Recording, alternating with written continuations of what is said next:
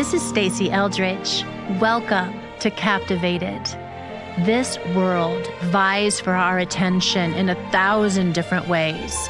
But the most important thing, the preeminent thing, the essential thing is to give our attention to Jesus. Hi, friends. Welcome to Captivated. I am so excited about this episode, and I have a really big treat for you. I know you're going to enjoy it. Today, I have the honor of interviewing Elizabeth Tabish. She is an actress and a filmmaker. She is a producer, and she has directed a number of award-winning short films that focus on female archetypes and explore a variety of vintage aesthetics. She's the co-creator and creative director of the Austin Art House Film Festival, which is one of the top 100 best reviewed festivals on Film Freeway, and is now in its 4th year. And Elizabeth is best known for her portrayal of Mary Magdalene in The Chosen. Welcome, Elizabeth. What a pleasure to have you. Thank you so much for having me. Oh, it's just a joy. Oh my goodness. So to start, I would actually love to hear a little bit about your journey as an artist. Yeah. Let's go all the way back. Oh, good. I'd love that. I've mentioned before that I was really shy as a child. Sort of surprised myself and my family in like kindergarten when suddenly I was like, we had a little musical and I was very confident and comfortable on stage singing little songs about dinosaurs. Oh, nice. They're like, who is this child? So it was kind of funny that they like didn't recognize that in me. And I didn't even know what I was doing. It was just like some instinct to perform. So I grew up, my mom and dad were really supportive of me and my brother going into the arts. And grew up with a lot of drawing and writing stories and doing community theater. Oh, wonderful. My brother's a musician. And so we were really supported in that. And I'm aware of how lucky we are in that. And, you know, I grew up in a small town in Oklahoma. There wasn't that much to do. So I sort of had the space and time growing up to really explore artistic pursuits.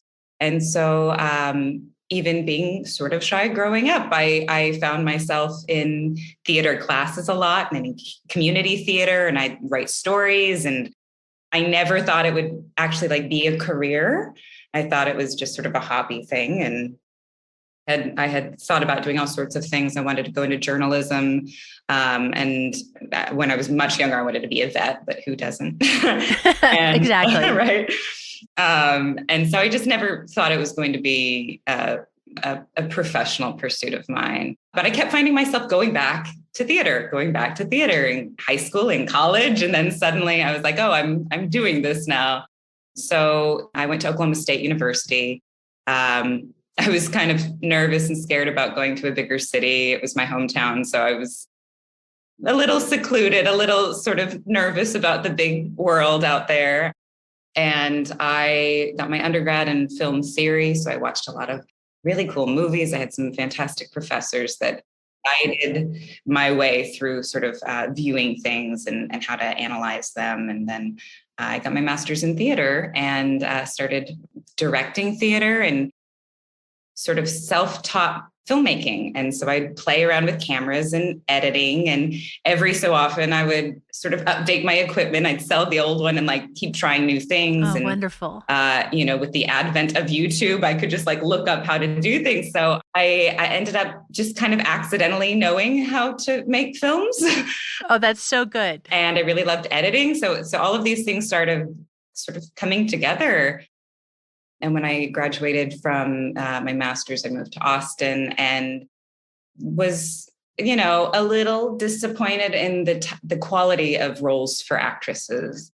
In Austin, or just what was available generally? In generally, but definitely in Austin. I think it was right before the Me Too movement. So I was still getting auditions for things that like, I know that as a woman, like there's so much more complexity and depth to female characters that I wasn't seeing, and I was disappointed in. So I started writing and directing films, short films that I wanted to share more in-depth stories about my experience and my friends and the other writers I was working with, their experiences as a woman.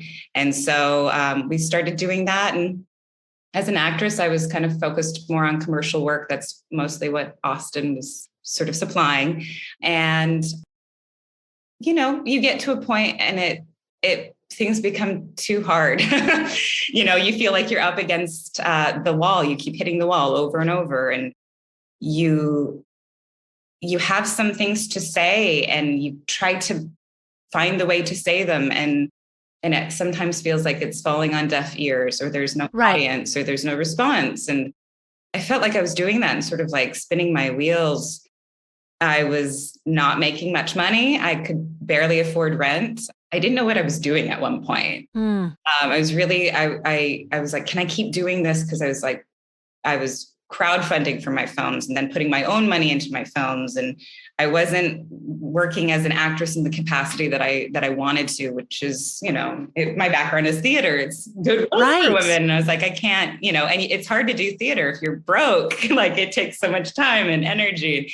Right. Finding myself in this sort of spot coupled with a depression that I was actively fighting and then not fighting at one point. And I kind of couldn't keep doing things the way I was doing them. And so I got to a point where I was rejected like one too many times and was ready to just give up on my dreams and on what I really loved doing, because I just literally could not afford it anymore. Yeah. So that's when I told my agent to stop submitting me. I was going to quit acting. I moved in with my mom so I could figure out what my next steps were in my career and in my life. And I didn't know where I belonged. I didn't know what I was doing. And so then my agent submitted me to The Chosen without me knowing, which is great. And I read the role, I read the scenes, and they moved me in a way that I hadn't been moved in a long time, by a character, by a story, by the writing, by the message. And I had that special little feeling that you're like, is this written for me? It was this could be it. And I was connecting to the character Lilith because I was going through the same sort of despair. And so I ended up, auditioning for it. Didn't hear back for a while. I was like, well, that's it. That's like how long? How long is a while? It was probably close to a month, maybe a little longer. Okay. So I was like, okay, that can be my last audition. I'm going to move on. And then I heard back that I had a call back with the director. And that's when I went up to Dallas. I met with Dallas, and Justin was my reader, Justin Overlander, and we did some of the scenes, and I felt good about the audition. He seemed to like it, and even like cut me off during one of the scenes. He was like, all right, I saw what I need to see. It's like, is that good? Is that bad? Right. Right. It was very nerve-wracking. And then I drove back to Austin, and on that drive, like within an hour, I got a call from my agent, which never happens, has never. Oh my goodness. And hearing back that quickly, I was just, and I think we were filming like within weeks. So I know they were looking for Mary actively, and the timing somehow just really worked out. And then, I got this role that has been utterly life-changing.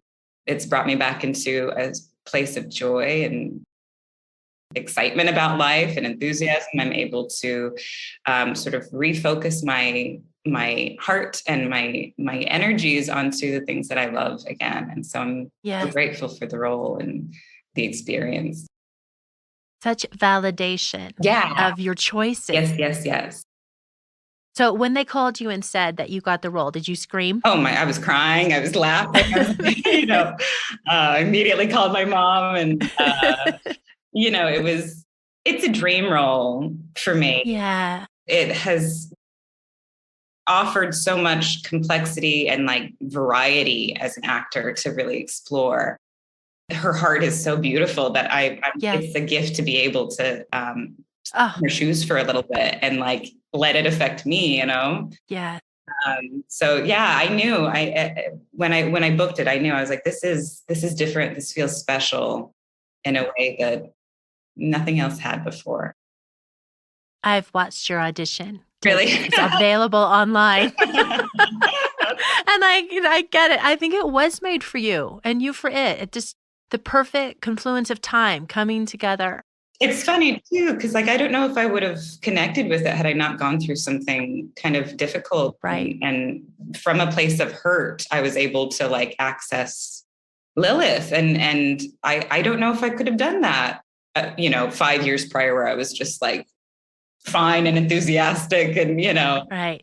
Yeah. So I'm oddly grateful that like God sort of showed me some experiences to like almost prepare me for connecting with this character. Yeah. Yeah. For you to know what it's like to come to the end of your rope, the end of yourself. Yeah. Yeah. A lot of people, I as well, know what it's like to hit a depression and to go through that and battle through it or not battle because you don't have it within you anymore.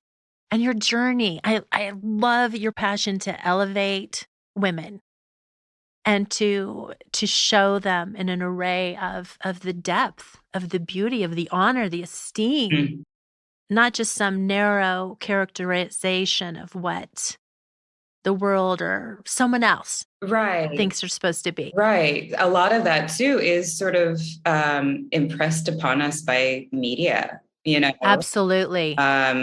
We, from the youngest age, are inundated with images of what women are supposed to be, what they're supposed to look like, how they're supposed to act. What their value is then based upon that. And if we aren't those things, then what is our value? And I've seen it in all of my friends, every woman I know, like this life is already hard. And then there's this extra stress, this extra pressure to be a certain way. And it's not even to be accepted or loved or admired. It's also to be safe and like, out of harm's way and out of danger. Yes. Anyway, yeah, I mean, during some of my filmmaking, it was during the Me Too movement and all of these stories sort of came out. Yes. And it was a moment where I think women could sort of like actually talk with each other in a real way of that happened to you, like literally me too. Right. Stories are so much more common. And I think it made a lot of men realize like how difficult it is to be a woman in this day and age, and probably from the beginning of time, Oh, absolutely. And all around the world. Yes. And then it also just exposed how much women, it just was normalized. Like this is just part of the weight and the cost of being a woman. Yes. And for a shift to say, oh no, it's not. And this is not the way it should be. It's time to change it. Yeah. A lot of men realize like, oh, it's your job to protect women, Yes. And not objectify or exploit or use, or it has shifted some things of like, you can't, especially in the industry, in the film industry. I'm so glad. We're people. You can't use us. Yes. Yeah. Oh, thank you for that. Yeah. Thank you for that. I love picturing the shy kindergarten girl on the stage belting out a song. Just, yes. About dinosaurs. Yes. So silly. It's so good. That's good. My husband was in the second grade when Mrs. McGrath saw his potential and he was the ringmaster on stage. And he could still do the songs. He could still do the scripts. It's just... It's a beautiful avenue of expression and coming alive. Yeah. So turning a corner to talk about your role in Mary Magdalene, because she is one of my favorite women ever. She has a story that is painful, of trauma and loss and wounding, and a story of Jesus coming to rescue her in profound ways that changes the trajectory of her life. I love that. And yes, exactly. Yeah, her story can be our story. And I love that I love how he honors women, that she becomes one of the first disciples. I love that she actually funded his ministry out of her own resources, which is just awesome. And that's a big role to play. It is. I've had moments of like being so nervous, feeling this pressure to get it right and do it right and honor her and her role in the ministry. And every time I get to that point, there's this remembrance that, like, she was a person too, right? Yes, And yes. I've been lucky to have this character written by these writers who give her this allowance to show this is a woman that was from a difficult past. Mm-hmm. It's very easy to slip back into that because Mm-hmm. that's sometimes seemingly comforting, even though it's not ultimately comforting. At least it's familiar, Yes. And I think that every time I'm like, oh, I can't live up to this. Well, I don't have to. All I have to do is connect with her whenever I'm playing her, and the way they've written her. I've gotten so many beautiful messages from viewers of the show. Oh, I bet you have. That have shared with me their stories. Wow. And I know there has been like some people took issue with her having this backsliding episode of returning to bad habits. But despite those comments or that viewpoint, the reaction from people who have been redeemed, have been saved, have turned a new leaf, and then go back to their old ways, for them to be able to recognize themselves in this character. Oh, yes. And feel relieved that, oh, it's not just me. I'm just human. And of course, we're going to make mistakes left and right.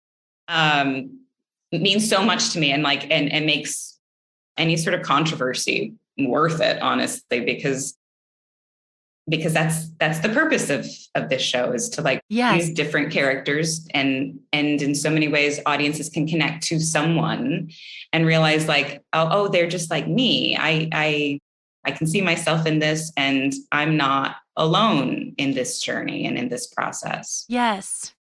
And so, yeah, anytime I'm like, this is too difficult. One, I think of Jonathan having to play Jesus, which is, the pressure is so much more, intense. But also that I'm playing a woman who has a traumatic past, has a beautiful heart, and tries her best. So all I want to do is try my best, and hopefully it works. Oh, it works.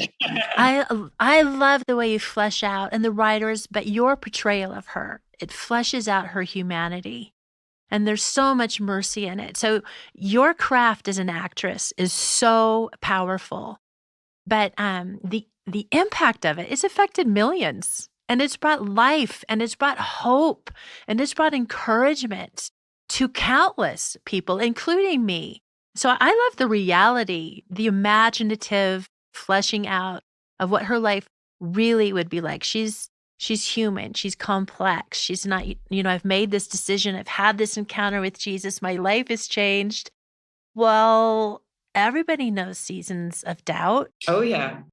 Or where it gets hard.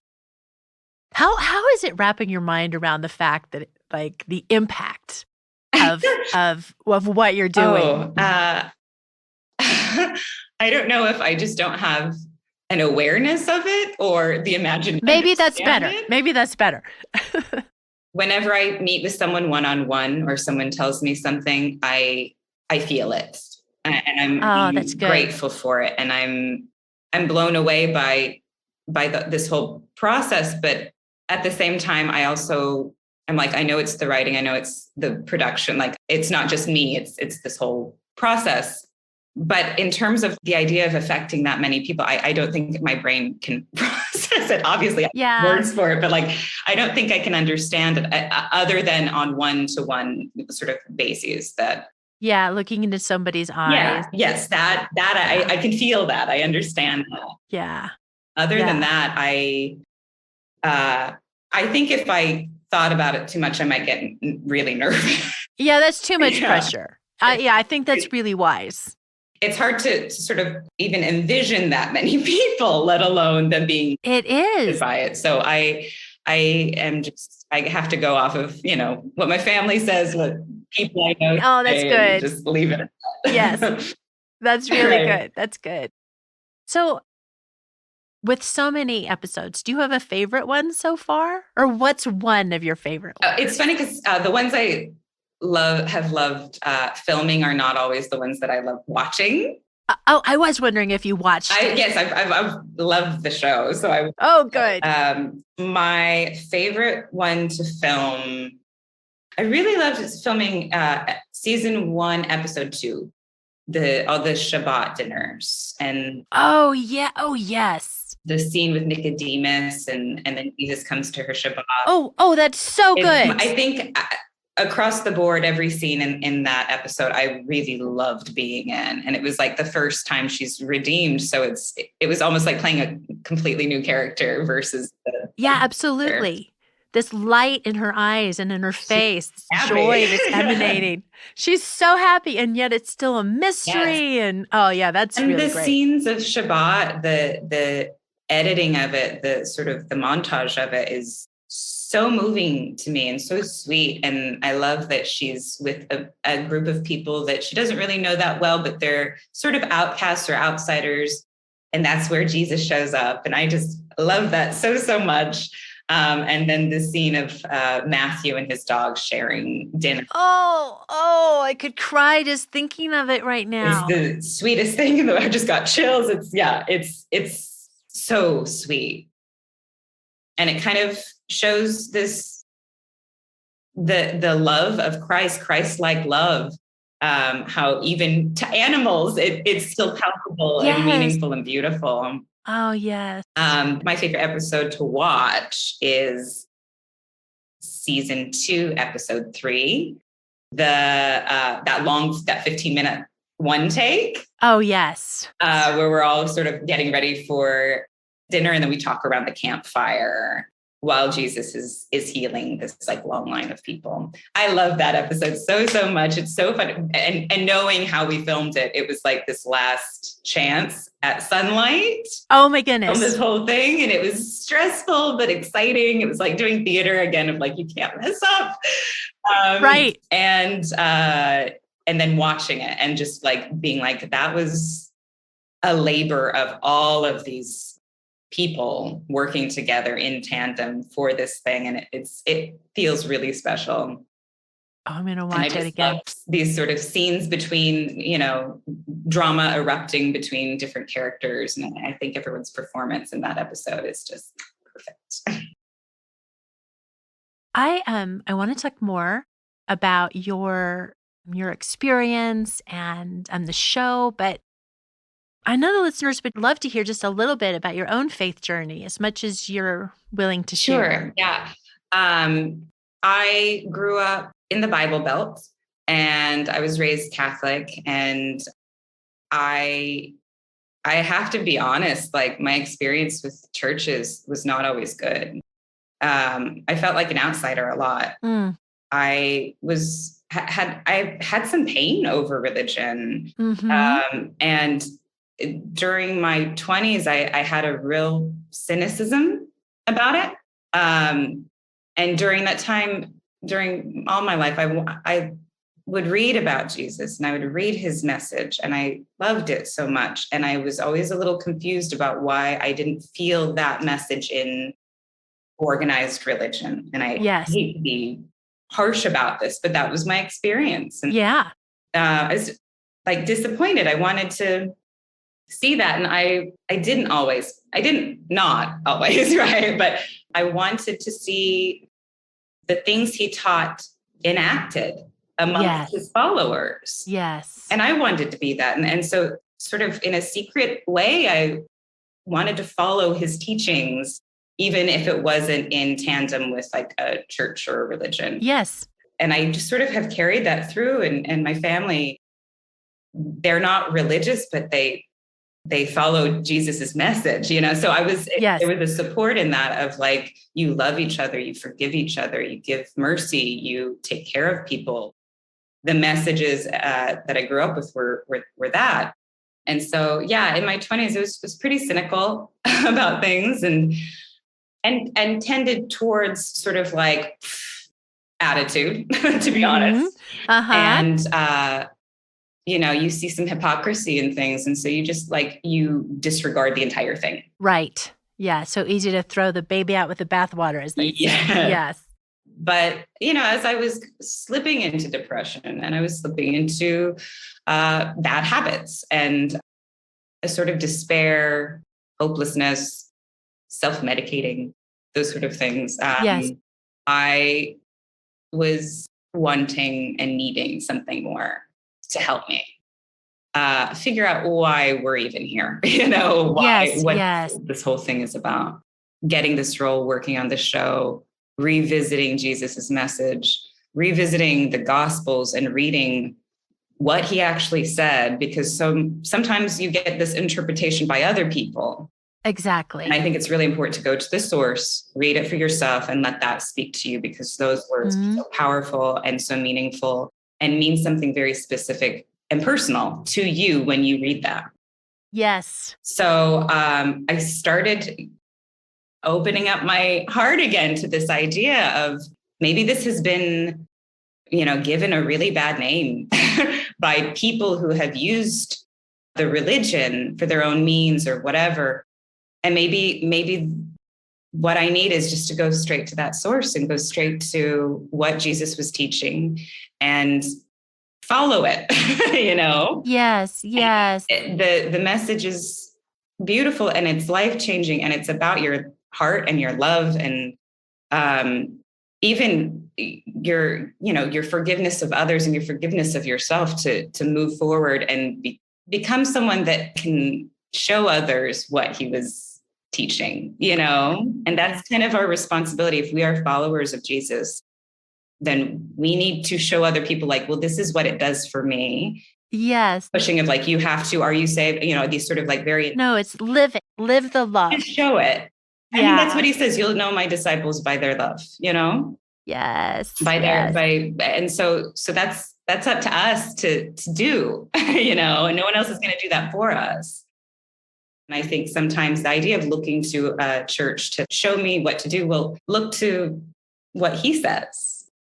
That'll show you what to do, right? So beyond that, it's knowing that my past, my pain, difficulties I've gone through have been used for this role, have been used to bring some hope for people. Yes. Is miraculous to me. And so I have a new peace and faith that everything is how it's supposed to be, that God is watching and taking care of us at all times. And we need to maybe give up a little bit of that control or our fears. Oh, there you go. Yeah. That is so good. And I know my listeners and I am relating so much to what you're saying. And I grieve the harm that has come through the church to so many. And for me, I was raised Catholic too. Really? Yeah. And then it was in my 20s, well, earlier than that, when I just stopped believing. And I would say I used to be a Christian and hit rock bottom and then had an encounter with Jesus. You, okay. You I can love. Yes. Yes. And it is all about the heart. It is. Just a couple more questions for you. If you've got the time. Okay, good. So I'm hearing that you've really learned a lot about Mary Magdalene. Through your diving into her, and is there anything that you think that you know now about her that you didn't know prior? I didn't know she was possessed. Oh yeah, I found that 7 out demons. by reading the script. I had no idea. Now you go back to what's written in the Gospels, and it's a phrase in passing. It's just this little aside. Oh, by the way, no big deal. And so yes, I had no idea. I thought she was just a follower, and that was it. But to know that Jesus healed her. Yeah, what an intervention. Yes, yeah. Yes. So I had no idea about that. There's not that much about her in the Bible. And I do know that I think there are so many Marys. She was called a woman of ill repute. So there's some association with prostitution. And then the woman with the adulterous woman with rocks being thrown at, I think a lot of these have been misinterpreted as Mary Magdalene. Right, exactly. And All these things attributed to her that weren't her, actually. Yeah, I mean, maybe, but we don't know, but right, maybe not, I think there's been more work in removing what's not her in my mind. Because in a lot of media and stories about Jesus and Mary, it's, she's his wife or she's the woman of ill repute, or, let's remove those things that are not actually in the Bible. Mm-hmm. Yes. And let's look at what actually is, and had no idea that she was possessed. I'm like, that's it's a backstory right there.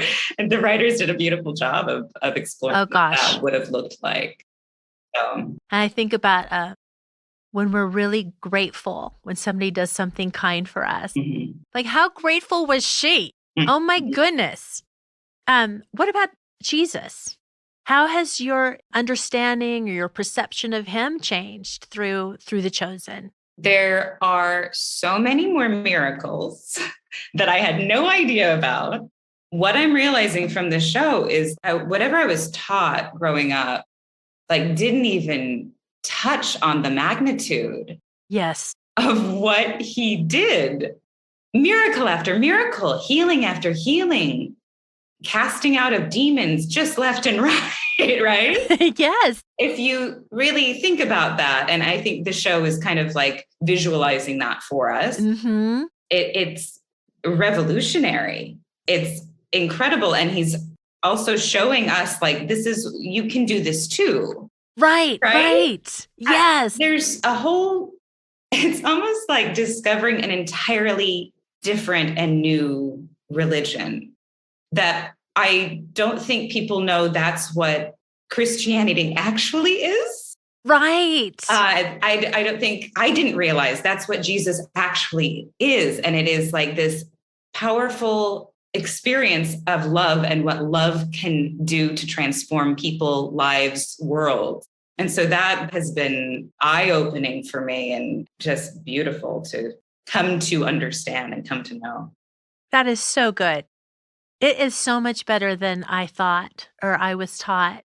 And the more I know Jesus, the better he gets.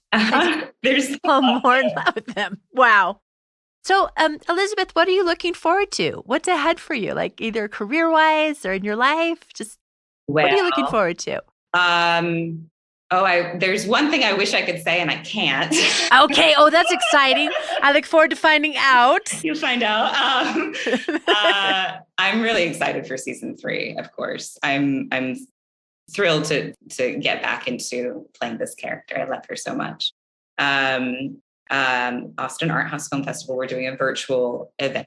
Oh, I was wondering if it'd be live or virtual this year. Virtual this year. We're hoping next year that we start touring it to different cities.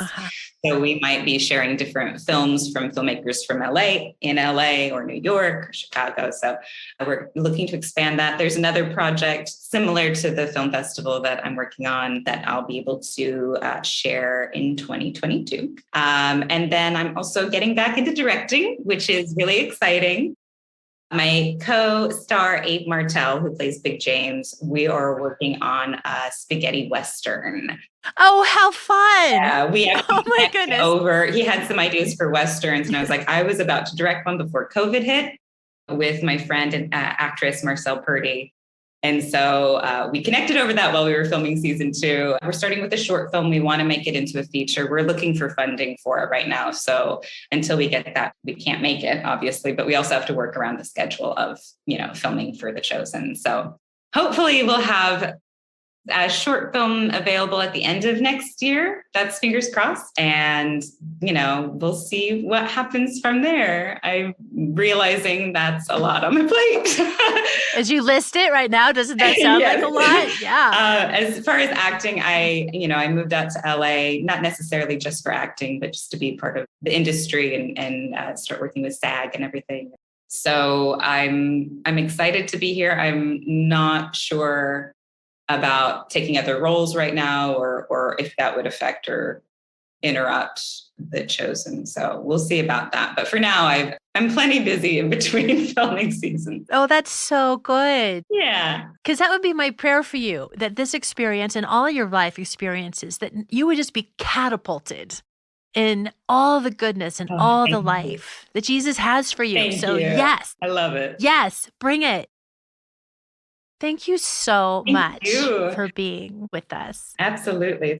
And I want to say to all the listeners, like, just to remind you that you have a role to play.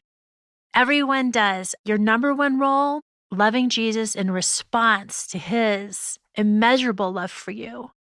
And my prayer is that his love breaks through into your life today, like the sun coming through clouds, and that you remember that he is captivated by you.